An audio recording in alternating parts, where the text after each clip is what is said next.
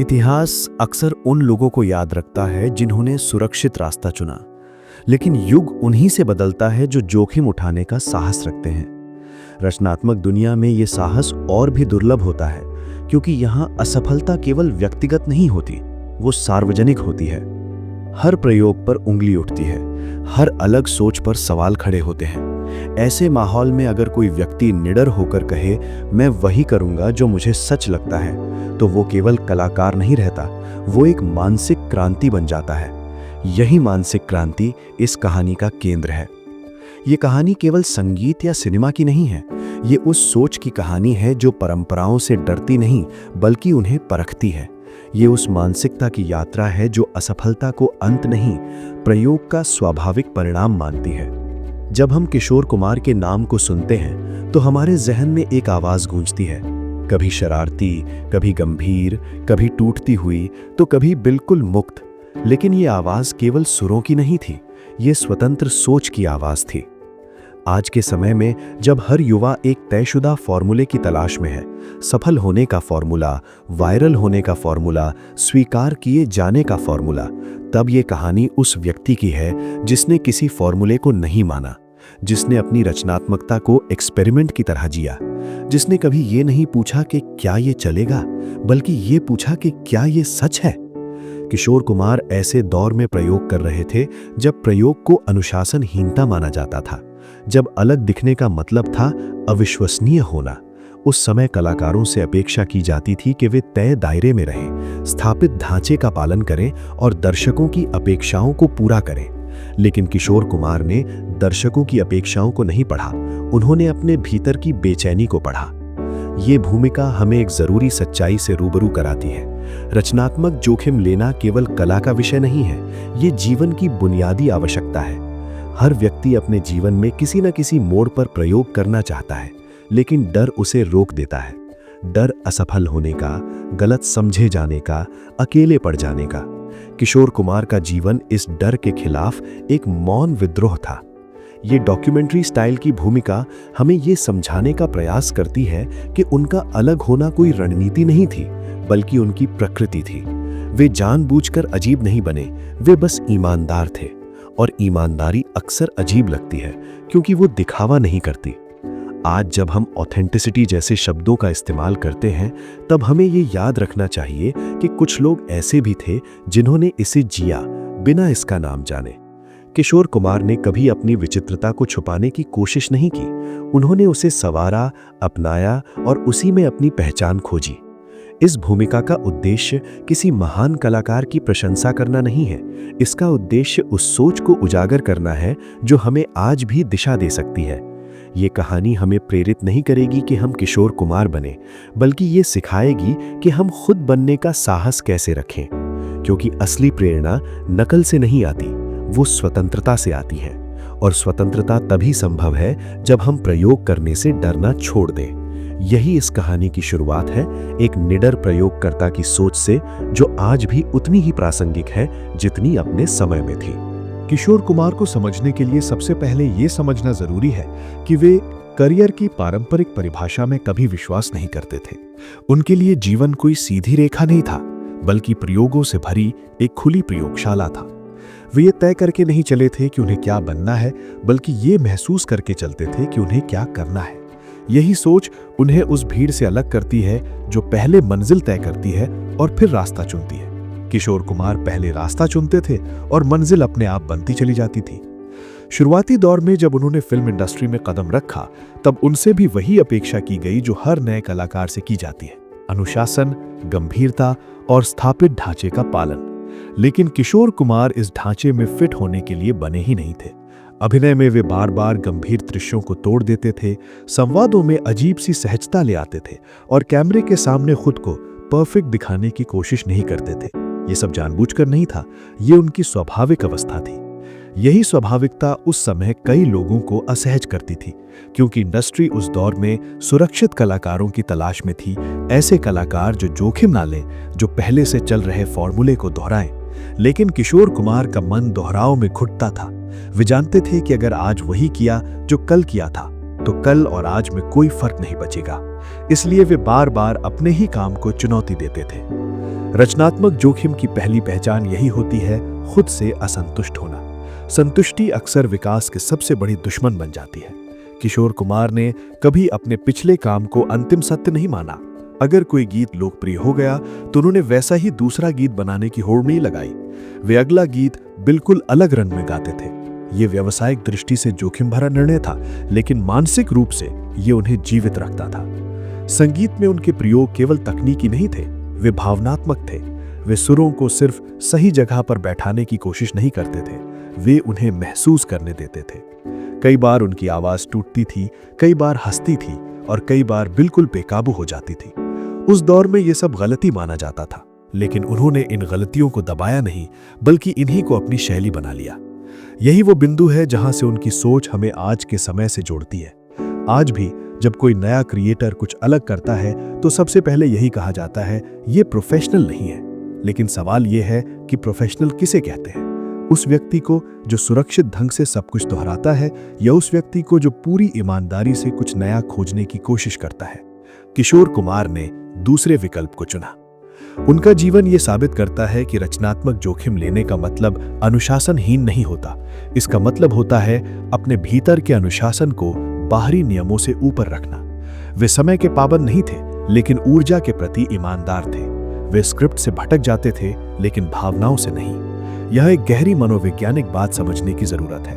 अधिकांश लोग इसलिए जोखिम नहीं लेते क्योंकि वे अस्वीकार किए जाने से डरते हैं, लेकिन किशोर कुमार के भीतर ये डर बहुत कम था। वे जानते थे कि अगर कोई प्रयोग असफल भी हुआ तो वो उनकी पहचान को खत्म नहीं करेगा। ये सोच उन्हें मानसिक रूप से मुक्त रखती थी। रचनात्मक जोखिम का दूसरा बड़ा पहलू होता है अकेले पड़ने की संभावना। जब आप भीड़ से अलग चलते हैं तो कुछ समय के लिए आप अकेले हो जाते हैं। किशोर कुमार ने इस अकेलेपन को सजा की तरह नहीं देखा, वे इसे सोचने, महसूस करने और खुद से जुड़ने का अवसर मानते थे। यही कारण है कि वे सामाजिक अपेक्षाओं से ज्यादा अपने मन की सुनते थे। आज की भाषा में कहें तो वे पीपल प्लीजर नहीं थे। वे ये तय करके नहीं चलते थे कि दर्शक क्या पसंद करेंगे, वे ये तय करते थे कि उन्हें क्या कहना है। और यही बात उनकी कला को समय से परे ले गई, क्योंकि जो कला केवल पसंद के लिए बनाई जाती है वो पसंद बदलते ही खत्म हो जाती है, लेकिन जो कला सच्चाई से जन्म लेती है वो पीढ़ियों तक जीवित रहती है। उनके जीवन के शुरुआती प्रयोग हमें ये भी सिखाते हैं कि रचनात्मक जोखिम तुरंत फल नहीं देता। कई बार उन्हें आलोचना मिली, कई बार काम कम हुआ और कई बार उन्हें अनप्रेडिक्टेबल कहकर किनारे कर दिया गया। लेकिन उन्होंने अपनी सोच नहीं बदली, क्योंकि वे जानते थे कि अगर उन्होंने खुद को बदल लिया तो भले ही काम मिल जाए, लेकिन वे खुद को खो देंगे। यहां से एक महत्वपूर्ण सेल्फ हेल्प मैसेज निकलता है। जीवन में सबसे खतरनाक समझौता वो होता है जो हम खुद से करते हैं। दुनिया से किया गया समझौता कभी कभी जरूरी हो सकता है, लेकिन खुद से किया गया समझौता हमें अंदर से खाली कर देता है।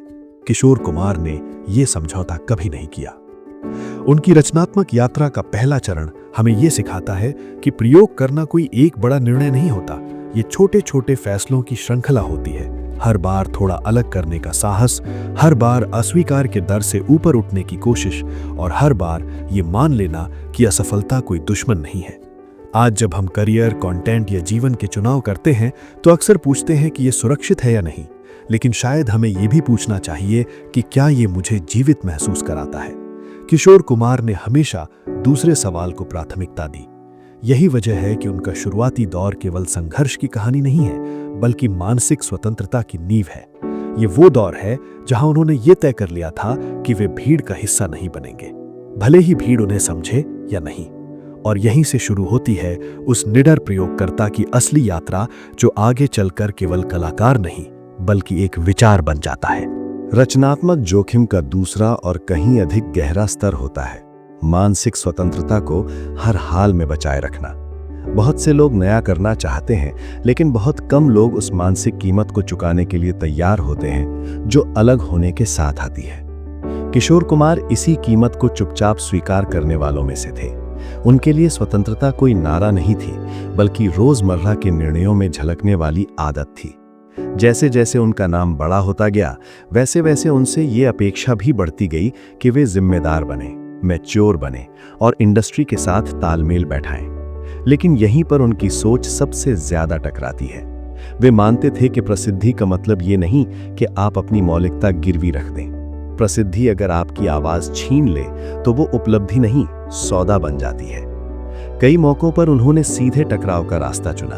वे उस सिस्टम के खिलाफ खड़े हुए जो कलाकार से आज्ञाकारिता चाहता था। वे समय पर न पहुंचने के लिए बदनाम हुए।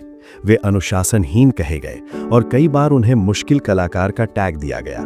लेकिन इन सब आरोपों के पीछे एक बात साफ थी, वे किसी भी दबाव में अपने मन की आवाज को दबाने को तैयार नहीं थे। किशोर कुमार के लिए मानसिक आजादी सामाजिक स्वीकार्यता से कहीं ज्यादा मूल्यवान थी। यहां एक बहुत महत्वपूर्ण फर्क समझना जरूरी है। उनकी आजादी अहंकार से नहीं आई थी। वे ये साबित करने में रुचि नहीं रखते थे कि वे सबसे अलग हैं। वे बस इतना चाहते थे कि उन्हें अपने तरीके से काम करने दिया जाए।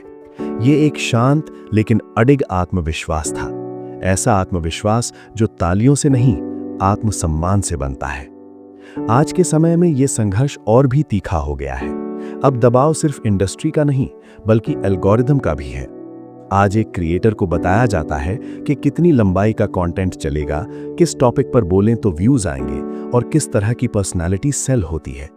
ऐसे माहौल में अपनी मौलिकता बचाना अपने आप में एक बड़ा प्रयोग बन चुका है। किशोर कुमार की सोच हमें यहाँ एक जरूरी आईना दिखाती है।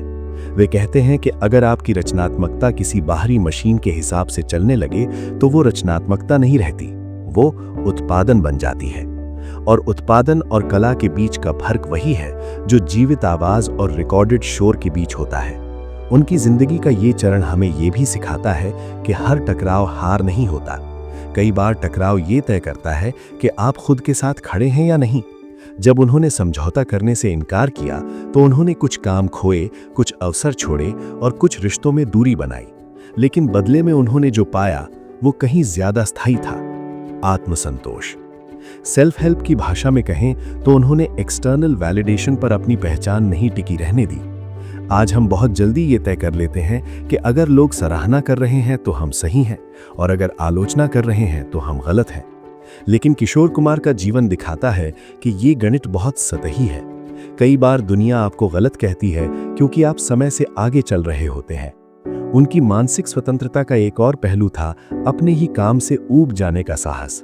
बहुत से लोग एक सफल छवि बना लेते हैं और फिर जीवन भर उसी को दोहराते रहते हैं, लेकिन उन्होंने खुद को भी बोर नहीं होने दिया। वे बार बार खुद को नए सिरे से खोजते रहे। ये आत्मखोज एक असुविधाजनक प्रक्रिया होती है क्योंकि इसमें आपको ये स्वीकार करना पड़ता है कि आप हर बार सही नहीं थे। आज का युवा भी इसी असुविधा से डरता है। हम एक पहचान बना लेते हैं, एक स्टूडेंट, एक प्रोफेशनल, एक क्रिएटर, और फिर उसी पहचान को बचाने में अपनी संभावनाओं को सीमित कर देते हैं। किशोर कुमार की सोच कहती है कि पहचान कोई जेल नहीं है। अगर आप बदल रहे हैं तो आपकी पहचान को भी बदलने दीजिए। उनकी कहानी ये भी बताती है कि मानसिक स्वतंत्रता का मतलब दुनिया से कट जाना नहीं होता। इसका मतलब होता है दुनिया में रहते हुए भी अपने निर्णयों का स्वामित्व रखना। वे सामाजिक थे लेकिन सामाजिक दबावों के गुलाम नहीं थे। वे सफल थे लेकिन सफलता के नियमों से बंधे नहीं थे। ये दृष्टिकोण आज विशेष रूप से महत्वपूर्ण है क्योंकि हम एक ऐसे दौर में जी रहे हैं जहां तुलना जीवन का स्थायी हिस्सा बन चुकी है। कौन आगे है, कौन पीछे, किसके ज्यादा फॉलोअर्स हैं, किसका ज्यादा नाम है। किशोर कुमार की सोच इन सभी तुलनाओं से बाहर खड़ी दिखाई देती है। वे किसी दौड़ में नहीं थे, वे अपनी लय में चल रहे थे। यही कारण है कि उनका प्रभाव केवल उनके समय तक सीमित नहीं रहा। आज भी जब कोई कलाकार या क्रिएटर ये तय करता है कि वो ट्रेंड के बजाय सच्चाई चुनेगा तो कहीं ना कहीं वही मानसिकता जिंदा होती है। ये मानसिकता हमें ये सिखाती है कि रचनात्मक जोखिम लेना केवल एक पेशेवर फैसला नहीं है, ये एक नैतिक फैसला भी है, खुद के प्रति ईमानदार रहने का फैसला। इस दूसरे चरण में उनकी कहानी हमें ये समझाती है कि निडर प्रयोगकर्ता बनने का अर्थ है अपने भीतर की आवाज को अंतिम अधिकार देना, चाहे वो आवाज धीमी हो, अजीब हो या अकेली ही क्यों ना हो। और यही वो बिंदु है जहां ये कहानी केवल अतीत की नहीं रहती, ये वर्तमान का सवाल बन जाती है। क्या हम इतने साहसी हैं कि अस्थायी नुकसान के बदले स्थायी आत्मसंतोष चुन सकें? क्या हम इतने ईमानदार हैं कि पसंद किए जाने से ज्यादा सच्चे रहने को महत्व दें? किशोर कुमार का जीवन इस सवाल का उत्तर नहीं देता, बल्कि हमें ये सवाल पूछने की हिम्मत देता है। और कभी-कभी सही सवाल ही सबसे बड़ी उपलब्धि होती है। किशोर कुमार की कहानी किसी निष्कर्ष पर आकर समाप्त नहीं होती, क्योंकि उनकी सोच किसी एक समय, एक दौर या एक उपलब्धि तक सीमित नहीं थी। वो एक चलती हुई प्रक्रिया थी, लगातार खुद से सवाल करने की, खुद को तोड़ने और फिर नए सिरे से गढ़ने की प्रक्रिया। यही कारण है कि उनका जीवन हमें कोई तैयार जवाब नहीं देता, बल्कि सोचने की एक दिशा देता है। एक ऐसी दिशा जहां सफलता का पैमाना प्रसिद्धि नहीं, बल्कि मानसिक स्वतंत्रता होती है। आज जब हम पीछे मुड़कर देखते हैं तो ये साफ दिखाई देता है कि उन्होंने जो सबसे बड़ा जोखिम लिया वो करियर का नहीं था, वो खुद बने रहने का जोखिम था। उस दौर में जब सिस्टम से टकराना लगभग आत्मघाती माना जाता था, उन्होंने बार बार ये चुना कि वे सुविधाजनक समझौतों की जगह असुविधाजनक सच्चाई के साथ खड़े रहेंगे। यही चुनाव उन्हें सामान्य कलाकारों से अलग करता है। किशोर कुमार का जीवन हमें यह सिखाता है कि रचनात्मकता तब मरने लगती है जब हम उसे सुरक्षित रखने की कोशिश करते हैं। जब हम अपनी कला, अपने विचार या अपने सपनों को सिर्फ इस डर से सीमित कर देते हैं कि कहीं वे अस्वीकार ना हो जाएं, तब हम धीरे धीरे खुद से दूर होने लगते हैं। किशोर कुमार ने इस दूरी को कभी बनने नहीं दिया। उन्होंने स्वीकार किया कि अलग होने की कीमत चुकानी पड़ती है, लेकिन उन्होंने ये भी जाना कि भीड़ में खो जाने की कीमत उससे कहीं ज्यादा भारी होती है। ये डॉक्यूमेंट्री शैली की यात्रा हमें ये समझाने का प्रयास करती है कि निडर प्रयोगकर्ता होना कोई जन्मजात गुण नहीं है, ये एक अभ्यास है। हर बार जब हम डर के बावजूद सच बोलते हैं, हर बार जब हम ट्रेंड के बजाय अपने विवेक को चुनते हैं, और हर बार जब हम असफलता को व्यक्तिगत अपमान नहीं बल्कि सीख मानते हैं, तब हम उसी मानसिकता के एक कदम करीब पहुंचते हैं। आज के समय में जहां हर चीज मापी जाती है, व्यूज में, लाइक्स में, सैलरी में, रैंकिंग में, वहां किशोर कुमार की सोच हमें एक मौन चेतावनी देती है। अगर आपकी आंतरिक आवाज इन सभी मापदंडों के शोर में दब जाए तो बाहरी सफलता भी अंततः खाली लगने लगती है। उन्होंने ये खालीपन नहीं चुना, उन्होंने एक ऐसा रास्ता चुना जो कभी कभी कठिन था, कभी कभी अकेला था, लेकिन हमेशा उनका अपना था। इस कहानी का उद्देश्य ये नहीं है कि हम भी वही करें जो उन्होंने किया। समय बदल चुका है, परिस्थितियां अलग हैं, लेकिन उद्देश्य ये है कि हम वही साहस अपने भीतर पहचानें, अपने समय के अनुसार, अपनी जिंदगी के अनुसार। वो साहस जो हमें ये पूछने की इजाजत देता है कि मैं क्या चाहता हूं, न कि सिर्फ ये कि दुनिया मुझसे क्या चाहती है। अंततः निडर प्रयोगकर्ता बनने का अर्थ ये नहीं कि हर प्रयोग सफल हो, इसका अर्थ ये है कि हर प्रयोग ईमानदार हो, और ईमानदारी ही वो तत्व है जो किसी भी रचनात्मक यात्रा को अर्थपूर्ण बनाती है। किशोर कुमार का जीवन हमें यही याद दिलाता है कि इतिहास अक्सर उन लोगों को याद रखता है जो सुरक्षित थे, लेकिन युग उन्हीं से बदलता है जो सच्चे थे। और अगर आज भी उनकी आवाज, उनकी सोच और उनकी स्वतंत्रता हमें छूती है, तो इसका कारण यही है कि उन्होंने कभी डर को अपना निर्देशक नहीं बनने दिया। ये कहानी यहीं समाप्त होती है, लेकिन सवाल यहीं से शुरू होता है। क्या हम अपने भीतर के निडर प्रयोगकर्ता को जगह देने के लिए तैयार हैं?